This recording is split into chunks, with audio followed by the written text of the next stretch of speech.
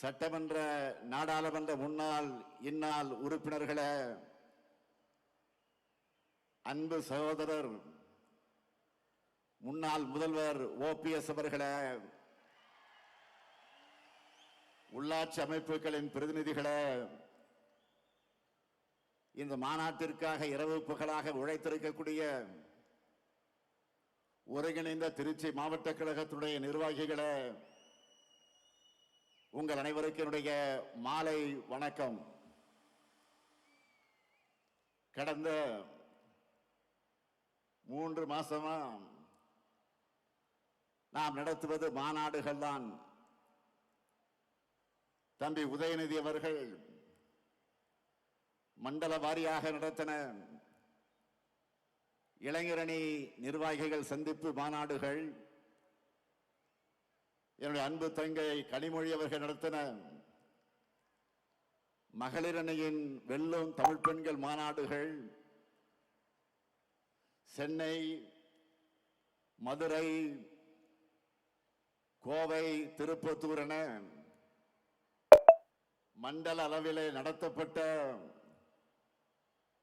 Booth நிர்வாகிகளுடைய பயிற்சி மாநாடுகள்னு லட்சக்கணக்கான நிர்வாகிகள் அழைத்து மாநாடுகள் நடத்தி தேர்தலுக்கான பணிகளை தொடங்கினோம். அதற்கெல்லாம் உச்சமாக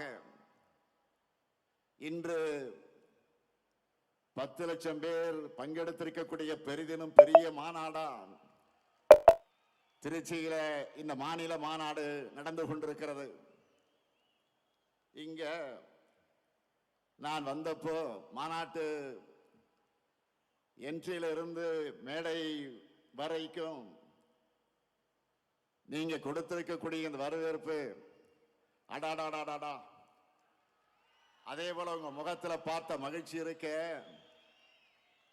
என்னுடைய வயசை குறைச்சிருக்கு. ஆக அந்த தெம்போடு நின்று கொண்டிருக்கிறேன். போன வாரம் என்னுடைய பிறந்த நாளுக்கு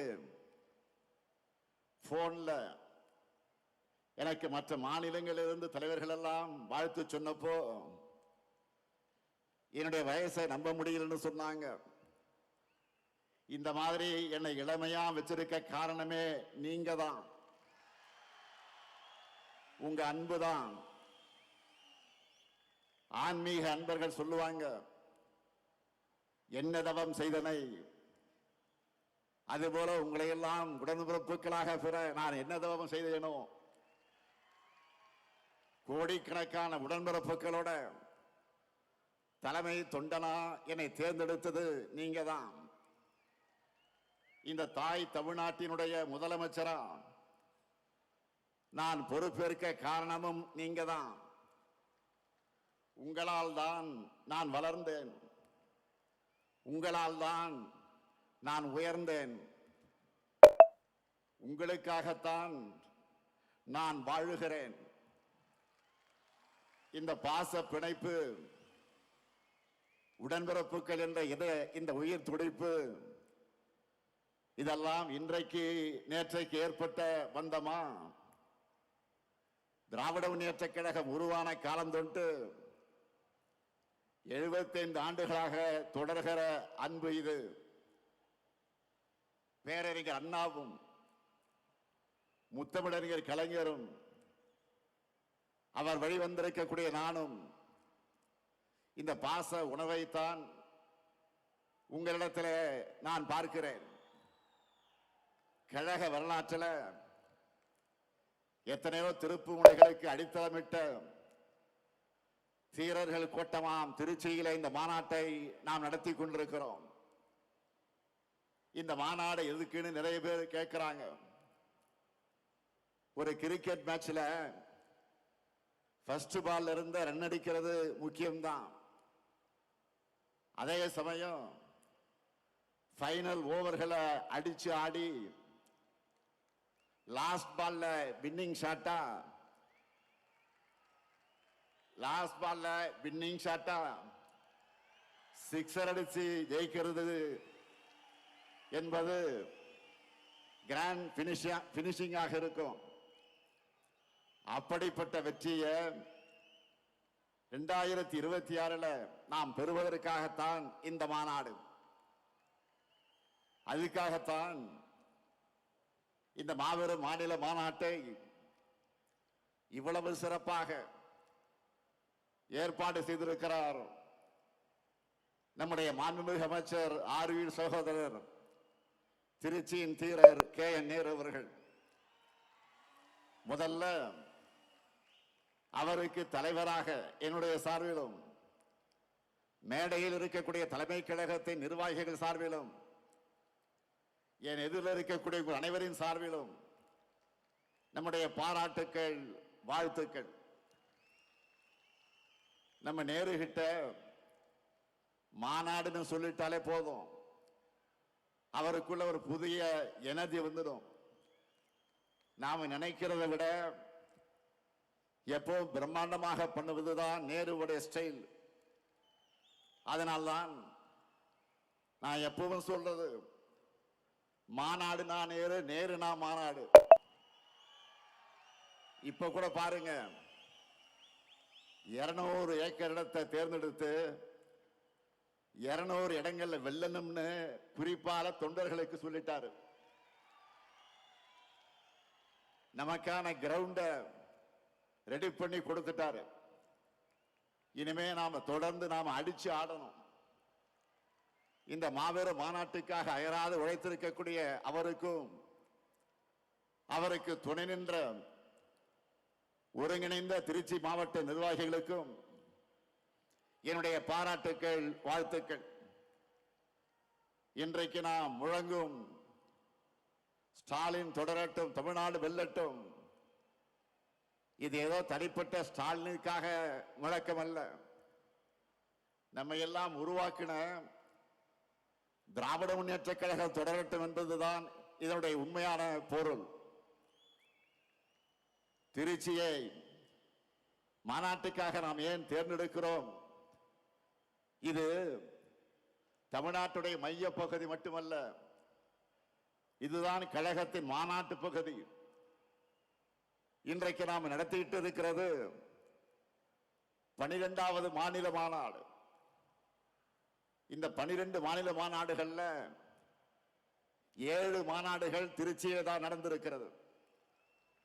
1956 2வது மாநில மாநாடு, 1990 6வது மாநில மாநாடு, 1996 8வது மாநில மாநாடு, 2006 9வது மாநில மாநாடு, 2014 10வது மாநில மாநாடு, 2021 11வது மாநில மாநாடு, இதோ இப்போ 12வது மாநில மாநாடு. ஈரோடு தந்த பகுத்தறிவு புரவலர் தந்தை பெரியார் மாளிகை கட்டி வாழ்ந்தது இதே திருச்சியில தான். தனித்தனி இயக்கம் நடத்திய போதும் கொள்கையால் ஒருபோதும் பிரியாத தந்தை பெரியாரும் பேரறிஞர் அண்ணாவும் வெவ்வேறு வழக்குகளில் ஒரே சிறையில் இருந்தது இதே திருச்சியிலே தான். ரயில்வே சந்திப்பின் ஒரு முனையில் தந்தை பெரியாரும், மறுமுனையில் முத்தமிழக தலைவர் கலைஞரும் இந்தி எழுத்து அழிப்பு போராட்டத்தை நடத்தினதும் இதே திருச்சியில தான். கள்ளக்குடி போராட்டத்தில் கைதான தலைவர் கலைஞர் சிறையில் அடைக்கப்பட்டதும் இதே திருச்சியில தான். அப்போ 1953 கை குழந்தையாக இருந்த என்னை என்னுடைய அன்னையார் தயாளம்மையார் அவர்கள் கொண்டு வந்து தலைவர் கலைஞர்கிட்ட காட்டினதும் இதே திருச்சியில் இருக்கக்கூடிய சிறையிலே தான். இது மட்டுமா, தலைவர் கலைஞர் அவர்கள் முதல்ல சட்டமன்றத்திற்கு தேர்ந்தெடுத்து அனுப்பிய குளித்தலை தொகுதி இருந்ததும் இதே திருச்சியிலே தான். அடுத்து பேரறிஞர் அண்ணாவுடைய மறைவுக்கு பின்னால் தலைவர் கலைஞர் அவர்கள் நமக்கு 50 முழக்கங்களை தந்ததும் இதே திருச்சியில தான். அதனாலதான் சொல்றேன், திருச்சி என்றாலே திருப்பம், திருச்சி என்றாலே எழுச்சி, திருச்சி என்றாலே உணர்ச்சி, திருச்சி என்றாலே மகத்தான வெற்றி. அப்படிப்பட்ட திருச்சியில இன்றைக்கு ஒரு மாபெரும் வரலாற்று கடமையை நிறைவேற்றத்தான் நாம் கூடியிருக்கிறோம். 1956 இதே திருச்சி மாநாட்டில் தான் லட்சக்கணக்கான தொண்டர்கள் வாக்களிக்க கழகம் தேர்தலில் போட்டியிட வேண்டும் என்ற முடிவை பேரறிஞர் அண்ணா அவர்கள் எடுத்தார்கள். அது நடந்து 70 ஆண்டுகள் ஆகியிருக்கிறது.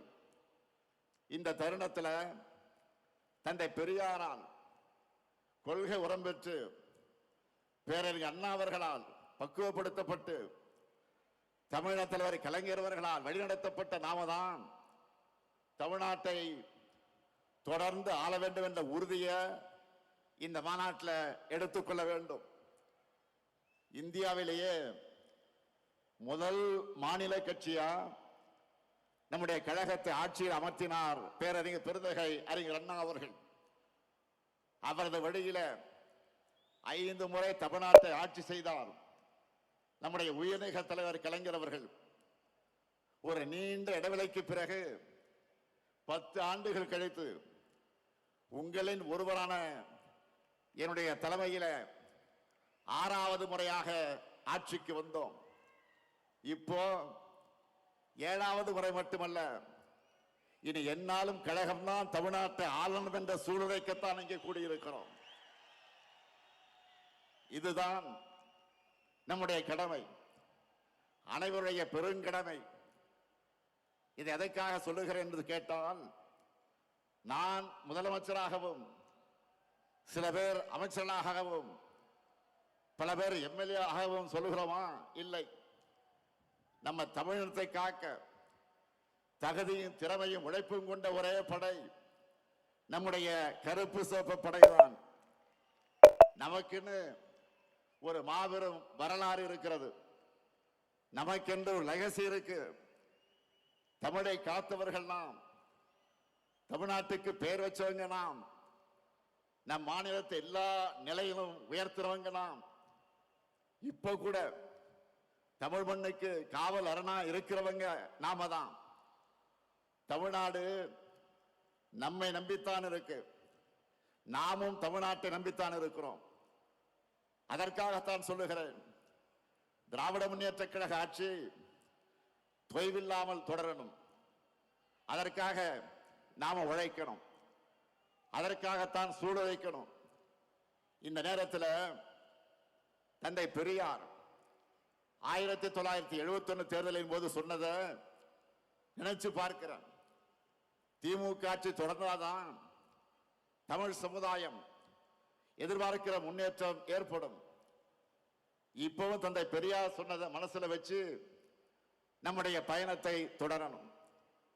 இங்கே வந்ததும் என்னுடைய நினைவுக்கு வந்தது 2021 தேர்தலுக்கு முன்னால் இதே திருச்சியில இதே இடத்துல 7 இலக்குகளை உறுதிமொழிகளாக நான் அறிவித்தேன்.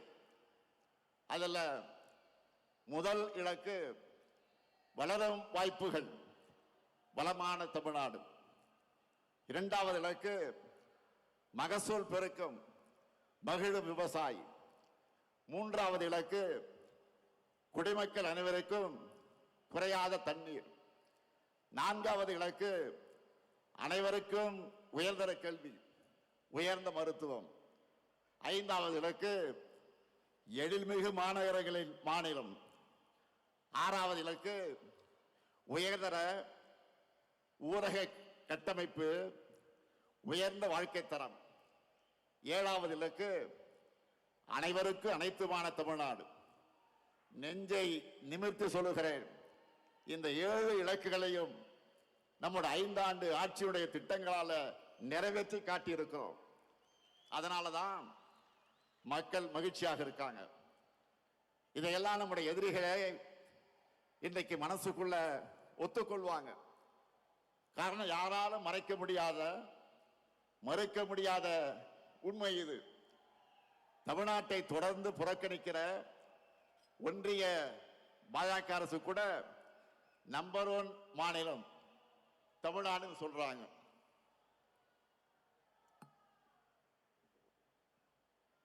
உலக பத்திரிகைகளை சூப்பர் ஸ்டார் ஸ்டேட் தமிழ்நாடுன்னு பாராட்டுறாங்க. அந்த அளவுக்கு நாம கெத்தா முன்னேறி இருக்கிறோம்.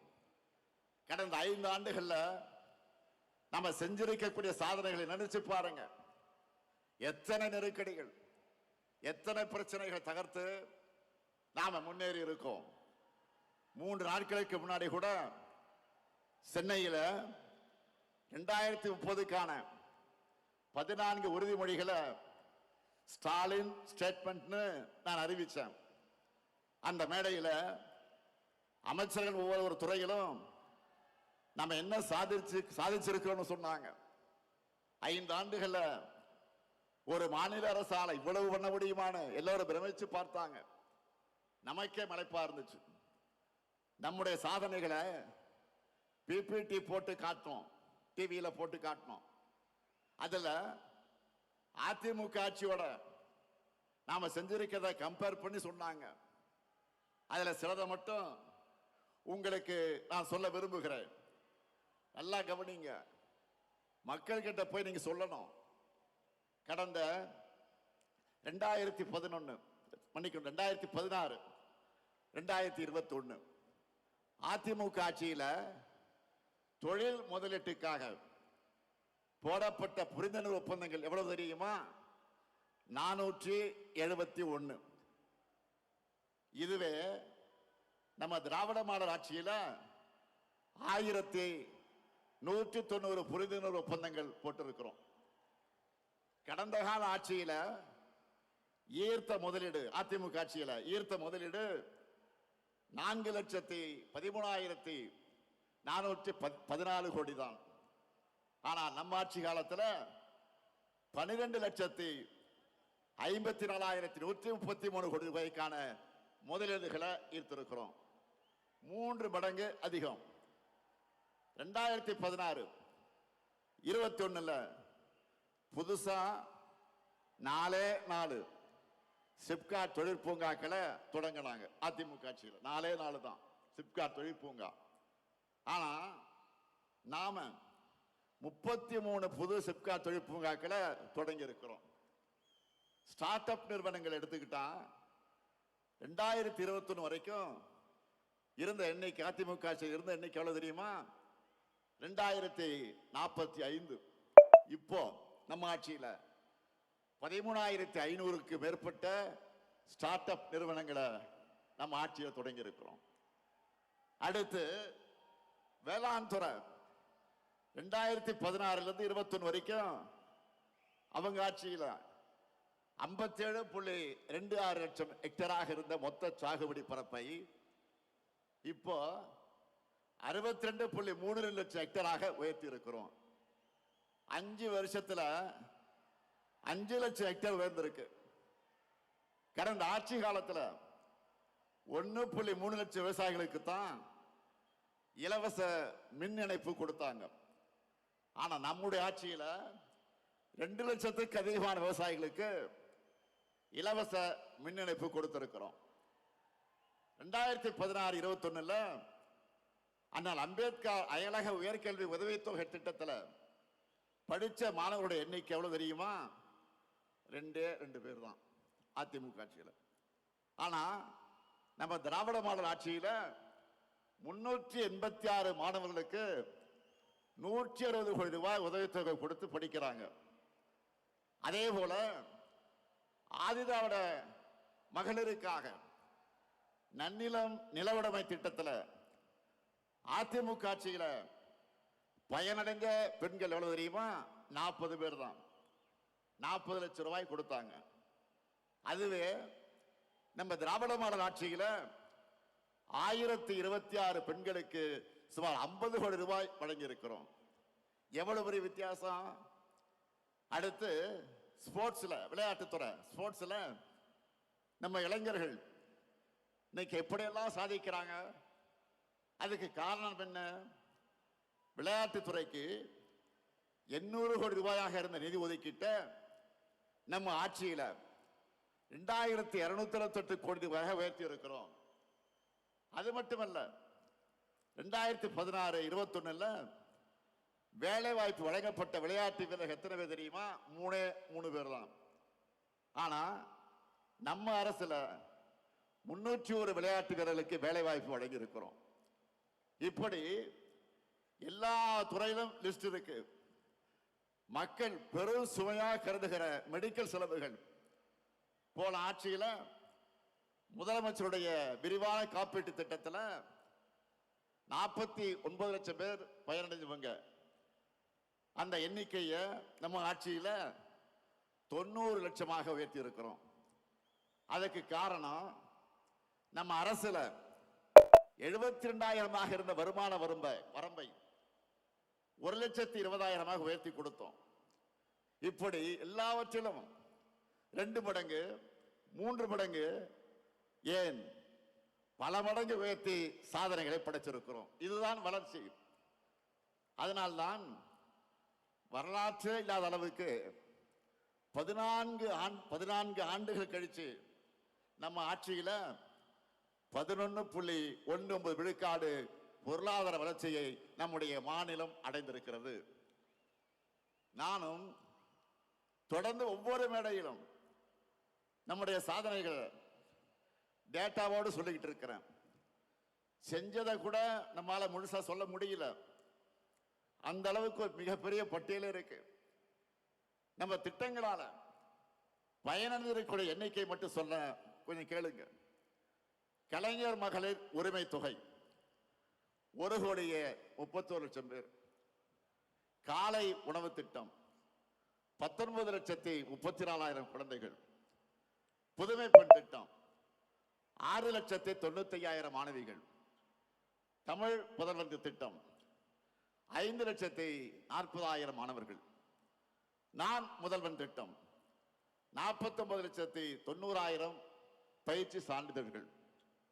விடியல் பயணம் திட்டம் 910 கோடி பயணங்கள்.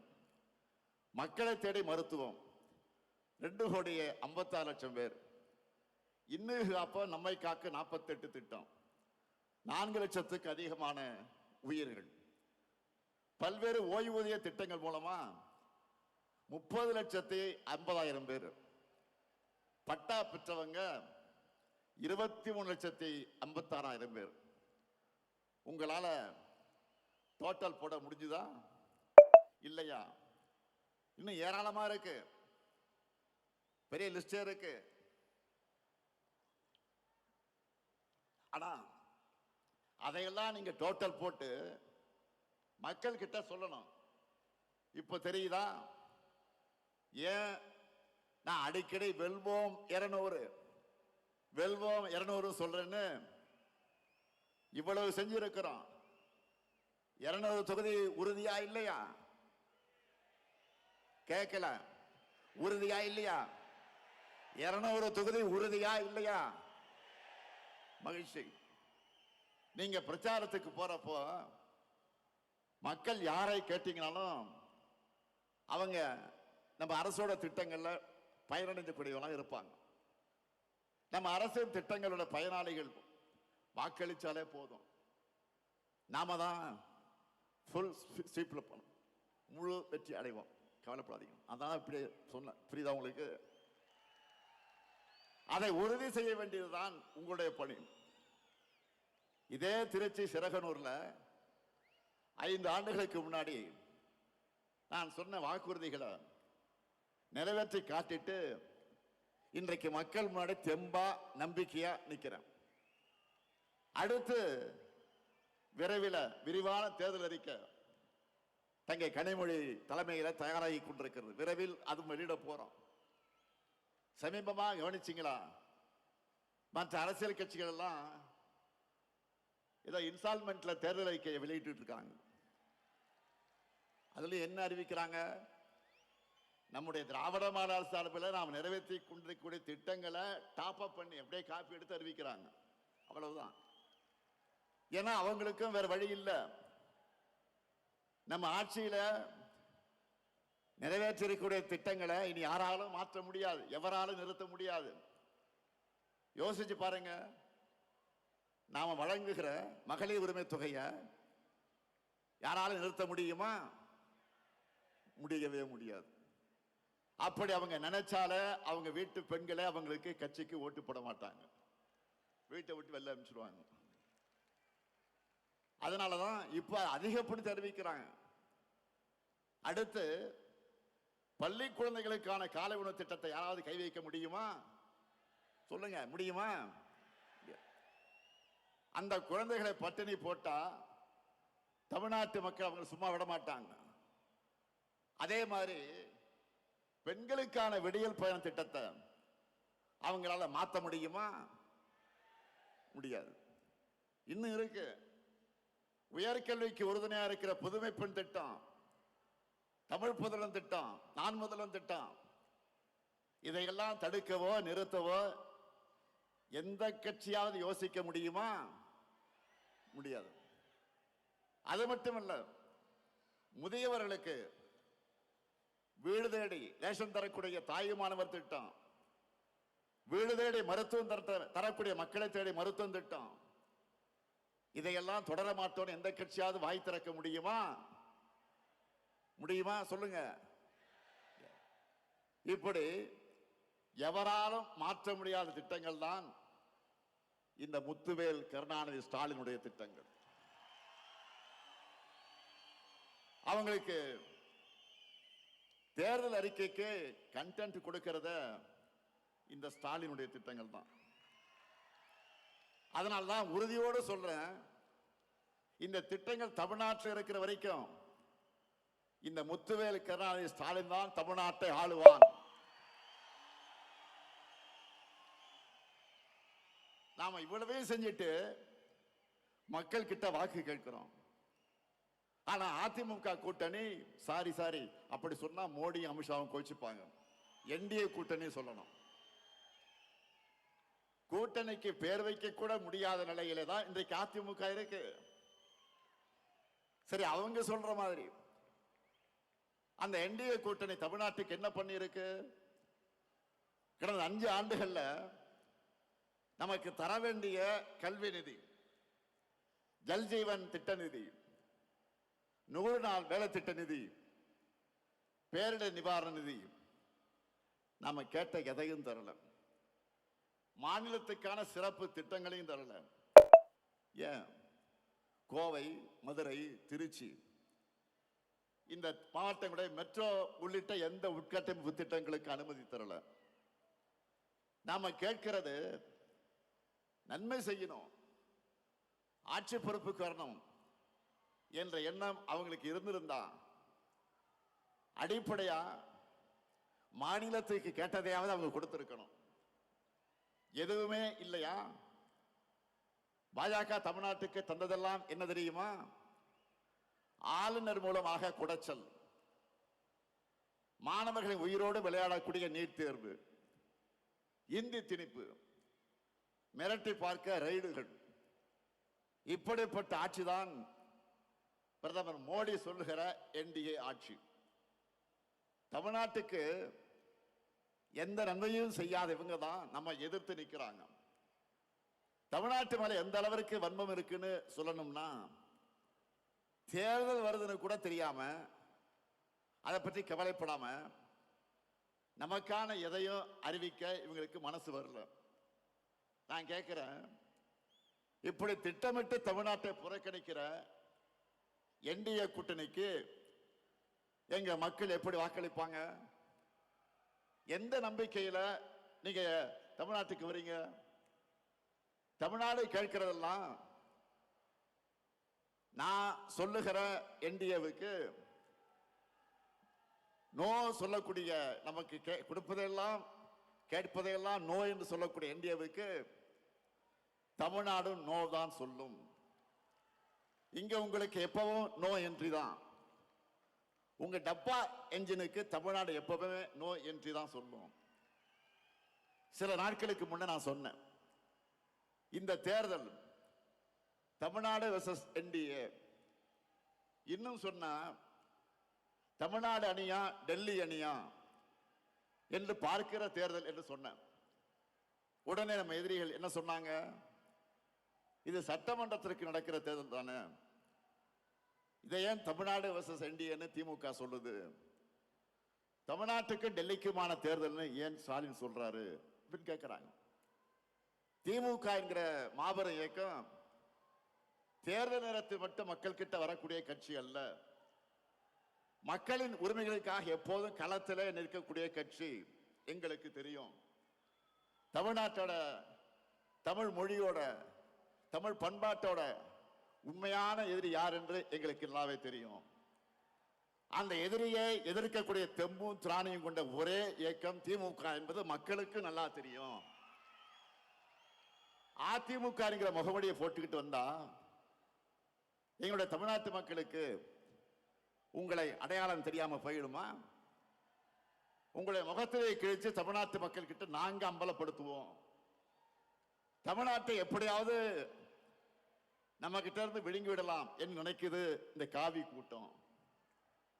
எங்க கருப்பு சிவப்பு பொட்டால் இருக்கிறவரை அது நடக்கவே நடக்காது. உங்க அப்பனே வந்தால் நடக்காது, நடக்க விட மாட்டோம். இது அவங்களுக்கு எல்லாம் தெரியும். அதனாலதான் அதிமுக என்ற கட்சியை கொஞ்சம் கொஞ்சமாக விழுங்குறாங்க. அரசியல்ல நேர் எதிரியா இருந்தாலும் அதிமுக தொண்டர்கள் மேல நாங்கள் உண்மையாக பரிதாபப்படுகிறோம். அவங்களுடைய உணர்வுக்கு மாறாக கட்சியை கொண்டு போய் டெல்லியில் அடமானம் வச்சுட்டாரு பழனிசாமி. தன் சொந்த நலனுக்காக, சுயநலத்திற்காக எப்படியாவது முதலமைச்சராக ஆகணும் என்ற நப்பாசையில பழனிசாமி அடிமையா கிடக்கிறாரு. அவரை வச்சு ஒட்டுமொத்த அதிமுகவை அழிக்கிற வேலையை பாஜக செஞ்சுக்கிட்டு இருக்கு. இப்போ கூட பீகார்ல என்ன நடக்குது நாடே பார்க்குத. பீகார் மாநிலத்தில் இதுவரை பாஜக முதலமைச்சர் இருந்ததே கிடையாது. நிதிஷ்குமார் அவர்களை முன்னிறுத்தி தேர்தலை ஜெயிச்சுட்டு இப்ப காரியம் ஆனதும் அவரை ஓரங்கட்டிட்டு பாஜக முதலமைச்சரை உள்ள கொண்டு வர போறாங்க. இதையே தான் தமிழ்நாட்டிலையும் பண்ணலாம்னு ட்ரை பண்றாங்க. நான் அடிச்சு சொல்றேன், சேலஞ்ச் பண்ணி சொல்றேன், இந்த முத்துவேல் கருணாநிதி ஸ்டாலினும் எங்க திமுக இருக்கிறவரை பாஜகவால் தமிழ்நாட்டை ஆள முடியவே முடியாது. நீங்க அந்தர்பல்ட்டி அடிச்சாலும், என்ன முகமடி போட்டு கொண்டு வந்தாலும், புதுசு புதுசா யாரை கூட்டிக்கிட்டு வந்தாலும், எத்தனை ஏவல் அமைப்புகளை வச்சு மிரட்டி பார்த்தாலும் தமிழ்நாடு எப்பவுமே உங்களுக்கு அவுட் ஆஃப் கண்ட்ரோல் தான். நாங்கள் பார்க்காத படையெடுப்பா, திமுக பார்க்காத மிரட்டலாம். நீங்க இந்தியா மேப்பில் இருக்க எந்த மாநிலத்து மேல வேணும்னாலும் காவி அடிச்சிடலாம். ஆனா தமிழ்நாட்டில் உங்க பாச்சா பலிக்கவே பலிக்காது. இங்க எப்பவுமே நாங்க தான், எங்க மண்ணில் நாங்க தான் ஜெயிப்போம், நாங்க மட்டும்தான் ஜெயிப்போம். இங்க கூடி வைக்கக்கூடிய ஒவ்வொரு உடன்பிறப்பும் மக்கள் கிட்ட போகும்போது சொல்ல வேண்டியது என்ன? நடக்க இருக்கிற தேர்தல் திமுக வெர்சஸ் என்டிஏ கிடையாது, தமிழ்நாடு வெர்சஸ் என்டிஏ. இன்னும் எளிமையா சொல்லணும்னா, வெல்ல போவது தமிழ்நாடு அணியா டெல்லி அணியா என்பதுதான் 2026 தேர்தல். இதுல தமிழ்நாடு அணி வெற்றி பெறணும்னா திமுக தலைமையிலான மதச்சார்பற்ற முற்போக்கு கூட்டணி தான் வெற்றி பெறணும். உங்க வாக்குகளை திமுகவுக்கும் கூட்டணி கட்சிகளுக்கும் போடுங்கன்னு கேளுங்க. இதுதான் நீங்க அடுத்த 2 மாசத்துக்கு இடைவிடாம மக்கள் கிட்ட பரப்ப வேண்டிய மெசேஜ். அதே போல இங்க வந்திருக்கக்கூடிய உடன்பிறப்புகளுக்கு நான் வைக்கிற இன்னொரு வேண்டுகோள் என்பது, உதயசூரியன் சின்ன வெற்றி பெற நீங்கள் ஒவ்வொருத்தரும் எந்த அளவுக்கு உழைக்கிறீங்களோ அந்த உழைப்பை நம்ம கூட்டணி கட்சியின் சின்னங்களின் வெற்றிக்கும் கொடுக்கணும். ஏன்னா நம்முடைய சாதனைகள் கொள்கையில் மட்டும் நம்மளுடைய பலம் அல்ல, 4வது பொது தேர்தலை இணைஞ்சு சந்திக்கிற கூட்டணியும் நம்முடைய பெரிய பலம் தான். மற்றவங்களை மாதிரி வெறும் தேர்தலுக்காக எலெக்ஷன் சீசன்ல மட்டும் நாம கூட்டணி வைக்கல. கொள்கையின் அடிப்படையில் கொள்கை தோழர்களான கூட்டணி கட்சி அந்த வேட்பாளருக்கு நீங்க களத்தில் கடுமையா உழைக்கணும் என்று நான் கேட்டுக்கொள்கிறேன். மக்களை போய் சந்திக்கிற நீங்க இன்னொரு விஷயத்தையும் சொல்லுங்க. தமிழ்நாட்டில் இதுவரை பேரறிஞர் அண்ணா, முத்தமிழறிஞர் கலைஞர், மக்கள் தலைவர் எம்ஜிஆர், அம்மையார் ஜெயலலிதா ஆகியோர் முதலமைச்சராகணும் என ஓட்டு போட்டு மக்கள் தேர்ந்தெடுத்தாங்க. நல்லா கவனிங்க, மறுபடியும் சொல்றேன். பேரறிஞர் அண்ணா, முத்தமிழறிஞர் கலைஞர், மக்கள் தலைவர் எம்ஜிஆர், அம்மையார் ஜெயலலிதா ஆகியோர் முதலமைச்சராகணும் என ஓட்டு போட்டு தேர்ந்தெடுத்தீங்க. அவங்களுக்கு பிறகு நீங்க ஓட்டு போட்டு ஜெயிக்க வச்சது இந்த ஸ்டாலினை தான்.